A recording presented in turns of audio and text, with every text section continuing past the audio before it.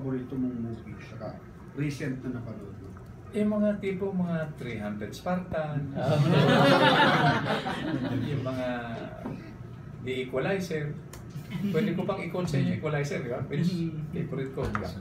Sa Equalizer, di ba? Pag-start ng movie nakalagay, the two most important days in your life are, remember? The day you were born and the day you discover why. Then yung sinabi niya bago niya inubos yung Russian Mafia. Sabi niya, karap niya yung hitman, di ba? Yung troubleshooter. Sabi niya, I promise the ones I love. And in my case, I promise the Filipino people that I will not go back to being the bad person I was.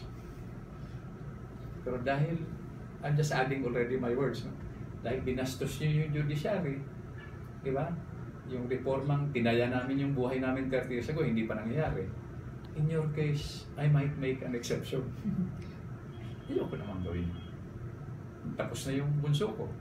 I don't want to die in a hospital. So kung yung katapat ko itataya rin yung buhay niya, then pwede. Pero kung hanggang salita ka lang, mahirap naman.